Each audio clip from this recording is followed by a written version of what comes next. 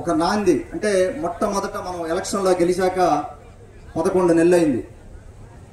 11 నెలల్లో మనకు ఎన్నో కాల్స్ రావడం జరిగింది. ప్రతి మండలంలో చించల బాబాదాన్ని చెప్పినట్టుగా ప్రతి ఒక్కరూ మనల్ని రీచ్ అవుట్ అవుతున్నారు. పార్టీ మీద అభిమానంతో గత 5 ఏళ్లలో ప్రజలందరూ కలిసి ఒక అవకాశం ఇచ్చారు. జగన్మోహన్ రెడ్డి గారికి 5 ఏళ్లు పరిపాలించమని ఒక గోల్డ్ ప్లేట్ చేతిలో పెట్టారు. 151 శాసనసభ్యులతోటే గోల్డ్ ప్లేట్ చేతిలో పెడితే దాన్ని సరిగా పరిపాలన చేతకాక గందరగోళం చేసి 5 ఏళ్లు రాష్ట్రాన్ని దాదాపుగా ఒక 20 ఏళ్ళు వెనక్కి తీసుకెళ్ళినట్టు అయిపోయిన పరిస్థితి. కొత్తగా ఏర్పడిన రాష్ట్రం ఇది. ప్రజలకు స్పష్టంగా అర్థమవుతా ఉంది. ఇప్పుడు గత 5 ఏళ్ళుగా ఏం జరిగింది, ఇప్పుడు 11 నెలలుగా ఏం జరిగింది అనేది స్పష్టంగా అవగాహన ఉంది. కేవలం మన ఉదయగిరి నియోజకవర్గంలోనే దాదాపుగా 100 కోట్ల పనులు జరుగుతూ ఉన్నాయి. ఇప్పుడు ఇంకొక 50 కోట్లకి శంకుస్థాపనలు అయ్యాయి. అంటే 11 నెలల్లోనే 150 కోట్లు దాదాపుగా మనం ఉదయగిరి నియోజకవర్గంలో ఖర్చు పెడతా ఉన్నాం. ఒకసారి స్టేట్ లెవెల్లో చూస్తే వాళ్ళు అహర్నిశలో పనిచేస్తూ ఉన్నారు. మన గౌరవ ముఖ్యమంత్రి చంద్రబాబు నాయుడు గారు కానీ, మన జనసేన అధినేత పవన్ కళ్యాణ్ గారు కానీ, మన యువ నాయకులు అలాగే విద్యాశాఖ మంత్రి వర్యులు లోకేష్ బాబు గారు కానీ వారు తిరగని ప్రదేశం లేదు. దాదాపుగా 14 నుంచి 15 గంటలు రోజు కష్టపడతా ఉన్నారు రాష్ట్రం కోసం. ఎన్నో పరిశ్రమలు, ఎన్నో శంకుస్థాపనలు, ఎంతో ప్లానింగ్ నడుస్తూ ఉంది. విద్యాశాఖలో పూర్తిగా రీఫార్మ్స్ రాబోతున్నాయి. అలాగే ఆరోగ్య శాఖలో రెవెన్యూ మినిస్టర్ పయ్యాల కేశవులు గారు ఆర్థికంగా పూర్తిగా చిన్నాభిన్నమైన రాష్ట్రం ఇది. మొదటగా కేవలం బాబు గారు కూడా ఊహించలేదు. ఆయన 4వసారి ముఖ్యమంత్రి అయినా కూడా మాతో కూడా చాలాసార్లు శాసనసభ్యులతో అనడం జరిగింది. ఆయన ఇంత దారుణమైన పరిస్థితి ఈ రోజు వరకు ఆయన ఎప్పుడు చూడని పరిస్థితి, ఇంత దారుణంగా మన ఆర్థిక పరిస్థితి ఉంది అని. లెక్కలు చూశారు మీరు. ఒక్కొక్కరు బయటకు వస్తూ ఉన్నారు లెక్కర్ స్కామ్లో.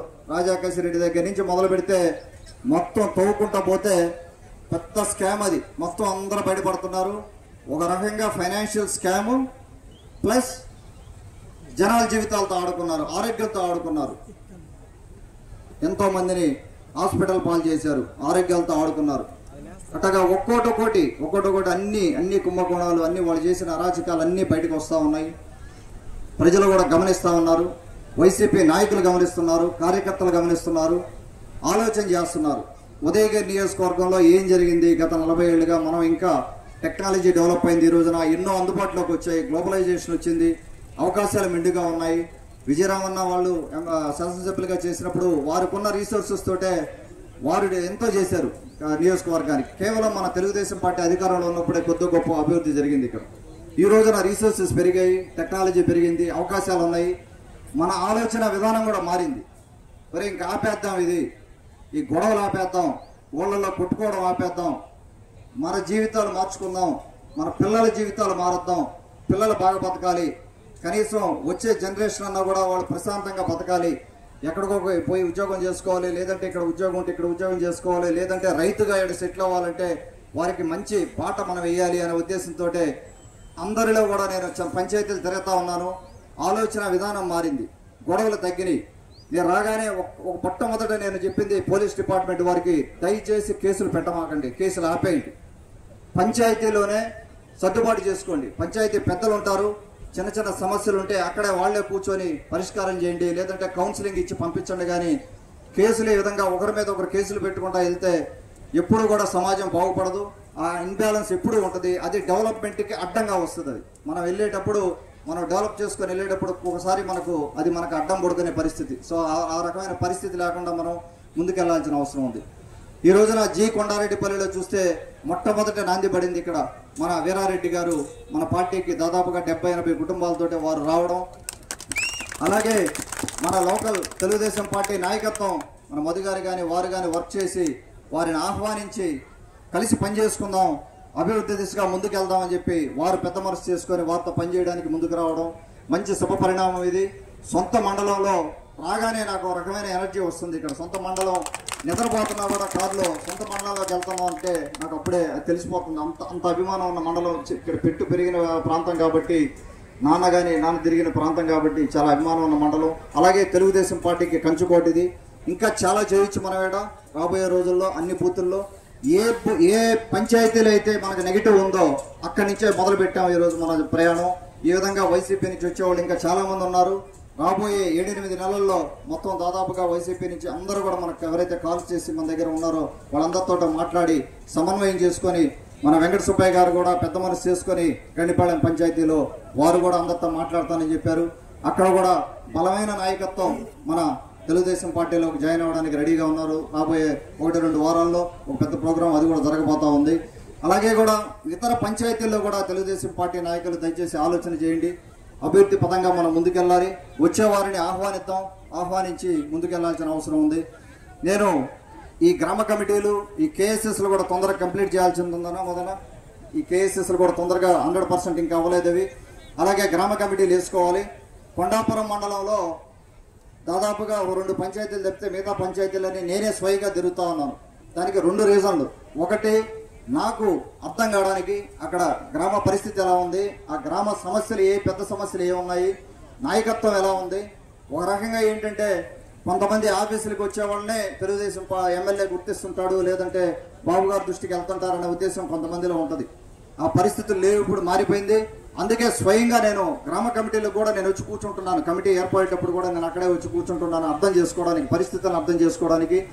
ప్రతి ఒక్క చిన్న హ్యాబిటేషన్ నుంచి కూడా మనం నాయకులను బిల్డ్ చేసుకోవాలి. ఎస్సీ సోదర సోదరిమల్ల కాలనీ అవ్వచ్చు, ఎస్టీ సోదర సోదరిమల్ల కాలనీ అవ్వచ్చు, బీసీ నాయకుల సోదర సోదరిమల్ల కాలనీ అవ్వచ్చు, మన మైనారిటీస్ అవ్వచ్చు. ఎక్కడైనా ఒక 50 కుటుంబాలు ఉన్నా కూడా అక్కడ ఒక నాయకుడు పుట్టాలి. ఆ నాయకులు ఉన్నారు, ఆల్రెడీ ఉన్నారు, కష్టపడి పనిచేసే వాళ్ళు ఉన్నారు. వాళ్ళని మనం ఎంటర్టైన్ చేయాలి, సపోర్ట్ చేయాలి. ఇస్తే వాళ్ళ నాయకులకు ఎదిగే సందర్భం. వాళ్ళు డైరెక్ట్గా ఎమ్మెల్యే ఆఫీస్ తోటి కోఆర్డినేషన్ కానీ, మండల నాయకత్వంతో కోఆర్డినేషన్ కానీ చేసుకుంటూ ఉంటే ఖచ్చితంగా మనం అభివృద్ధి దిశగా ముందుకు వెళ్ళగలం. ప్రతి ఒక్కరి సమస్య కూడా మనం అర్థం చేసుకునే దానికి అవకాశం ఉంటుంది. ఈ విధంగా మనం అన్ని పంచాయతీలు, దాదాపుగా మేము ఒక 40 పంచాయతీలు ఈ మధ్య 2-3 వారాల్లో తిరగడం జరిగింది. వీలైన పంచాయతీలు, మ్యాక్సిమం అన్ని పంచాయతీలు నేను ఈ కమిటీలు వేసుకొని మహానాడు లోపల గ్రామ స్థాయి నుంచి జాతీయ స్థాయి వరకు, అంటే తెలుగుదేశం పార్టీ జాతీయ అధ్యక్షులు బాబు గారిని ఎన్నుకునే ప్రక్రియ వరకు మనం గ్రామ స్థాయి నుంచి అన్ని కమిటీలు వేసుకుంటూ వెళ్ళాలి. అలాగే మనకు రాబోయే 3-4 రోజుల్లో విజయరామన్ చెప్పినట్టుగా కొన్ని కార్యక్రమాలు ఉన్నాయి, ఇంపార్టెంట్ కార్యక్రమాలు ఇవి. 1వ తారీఖున మన గౌరవ ముఖ్యమంత్రి వర్యులు చంద్రబాబు నాయుడు గారు ఆత్మకూరుకి వస్తున్నారు. వారు 11:30కి ఆత్మకూరుకు వస్తారు. దాదాపుగా సాయంత్రం 5 గంటల దాకా ఆత్మకూరులో ఉంటారు. నాకు మోడీ గారి సభ ఒక బాధ్యత అప్పచెప్పున్నారు అక్కడ. దాని గురించి నేను అక్కడికి వెళ్లాల్సిన అవసరం ఉంది. నేను రేపు ఆత్మకూరుకి అందుబాటులో ఉంటాను. కానీ మన తెలుగుదేశం పార్టీ నాయకులు, మండలాధ్యక్షులు కానీ అందరూ కూడా ఆత్మకూరుకి వెళ్ళి వారి ప్రోగ్రాముల్ని జయప్రదం చేయాల్సిందిగా కోరుకుంటా ఉన్నాను. అదొకటి.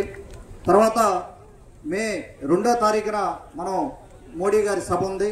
మధ్యాహ్నం 3:30కి సభ ఉంది. ఇక్కడి నుంచి బయలుదేరాలనుకుంటే ఉదయాన్నే బయలుదేరొచ్చు. నాయకులు కానీ, కార్యకర్తలు కానీ, మనకంటూ ఏమి స్పెసిఫిక్గా కాన్స్టిట్యున్సీకి టార్గెట్ ఇవ్వలేదు. కానీ బాబు గారు స్వయంగా చెప్పని చెప్పారు. నాయకులు, కార్యకర్తలు అందరికీ కూడా మీరు ఎవరైనా రాగలిగితే మీ ఓన్ వెహికల్స్లో మనకి స్టిక్కర్స్ కూడా ఆఫీసులో అందుబాటులో ఉంటాయి, వేసుకొని మీరందరూ కూడా అక్కడికి రావాల్సిందిగా విజ్ఞప్తి చేస్తూ ఉన్నాను. ఎవరైనా కూడా 8 మండలాల నుంచి కూడా అంతమంది కూడా తెలుగుదేశం పార్టీ వాళ్ళు ఆ సభను కూడా మనం విజయవంతం చేసుకోవాల్సిన అవసరం ఉంది. అలాగే 3వ తారీఖున మన గౌరవ హెల్త్ మినిస్టర్ సత్యకుమార్ గారు మనకు కాన్స్టిట్యున్సీకి వస్తున్నారు. వింజమూరుకి 8:30 కల్లా మనకు హాస్పిటల్, వింజమూరు హాస్పిటల్కి అక్కడ కూడా మీరందరూ వచ్చి ఆ కార్యక్రమాన్ని జయప్రదం చేయండి. మొట్టమొదటగా నేను చూసింది ఏంటంటే, ఇక్కడ క్యాంపెయిన్లో చూసినప్పుడు కానీ డయాలసిస్ సెంటర్ ఒకటి కావాలని చెప్పి చాలా మంది అడగడం జరిగింది. ఎందుకంటే కిడ్నీ బాధితులు చాలా మంది ఉన్నారు. ఫ్లోరైడ్ వల్ల అవ్వచ్చు, ఓవర్ యూసేజ్ ఆఫ్ డ్రగ్స్ అవ్వచ్చు, రకరకాల రీజన్స్ తోటే కిడ్నీ పేషెంట్లు పెరిగిపోయి ఉన్నారు. వాళ్ళు ఆ గతుకుల రోడ్లలో గత 5 ఏళ్లుగా నరక యాతన పడ్డారు. వాళ్ళు అటు ఆత్మకూరికి వెళ్ళడానికి కానీ, లేకపోతే కావలికి వెళ్ళడానికి కానీ ఎంతో దూరం ప్రయాణం చేసి డయాలసిస్ చేయించుకున్న తర్వాత చాలా ఇబ్బంది అది. అటువంటిది ఇక్కడ వింజమూరులో మనం మొదట్లోనే అసెంబ్లీలో కూడా ప్రస్తావించడం జరిగింది. హెల్త్ మినిస్టర్ గారిని కూడా అడిగితే, బాబు గారు కూడా అడిగితే డయాలసిస్ సెంటర్ ఒకటి ఏర్పాటు చేశారు. 5 మిషన్స్ తోటే డయాలసిస్ సెంటర్ ఏర్పాటైంది. అలాగే జనరేటర్ సౌకర్యం కూడా లేకపోతే ఈ మధ్య అది కూడా ఫిట్ చేయించాము. సో వారి చేతుల మీదుగా అది కూడా మనం ఓపెన్ చేసుకోబోతున్నాం 3వ తేదీ ఆ కార్యక్రమం ఒకటి. తర్వాత 4వ తారీఖు మళ్ళా మనం వరికుంటపాడు మండలంలోనే పెద్దిరెడ్డిపల్లిలో దాదాపుగా 5-6 కోట్లు ఖర్చు పెట్టి మహోన్నతంగా ఒక గుడి కట్టారు. ఇక్కడ శ్రీ శ్రీ శ్రీ శ్రీ అంకమ్మ తల్లి దేవస్థానం. ఆ ప్రాణప్రతిష్ఠకు కూడా మనం అందరం వస్తున్నాం. మీరందరూ కూడా వచ్చి పార్టిసిపేట్ చేసి కార్యక్రమాన్ని విజయవంతం చేయాలి. దానికి మన గౌరవ దేవాదాయ శాఖ మంత్రి ఆనవ రామనారాయణ రెడ్డి గారు వస్తున్నారు. అలాగే మన ఎమ్మెల్సీ బీదా రవిచంద్ర గారు, మన శ్రీకాంత్ గారు, అలాగే మన ఉగ్రా గారు కూడా, కనిగిరి ఎమ్మెల్యే శాసనసభ్యులు ఉగ్రా గారు కూడా వస్తున్నారు. అలాగే మనకు ఇక్కడి నుంచి మన ఎంపీ వేమిరెడ్డి ప్రభాకర్ రెడ్డి గారు కూడా కార్యక్రమానికి వస్తున్నారు. అందరూ కూడా మీరు దాదాపు 5-6 మంది బయట నుంచి వస్తున్నారు పెద్దలు. వారందరికీ కూడా మనం స్వాగతం పలుకుతాం. ఆ కార్యక్రమానికి కూడా అందరూ వచ్చి దాన్ని కూడా విజయవంతం చేయమని మనం చేసుకుంటూ సెలవు తీసుకుంటున్నాను.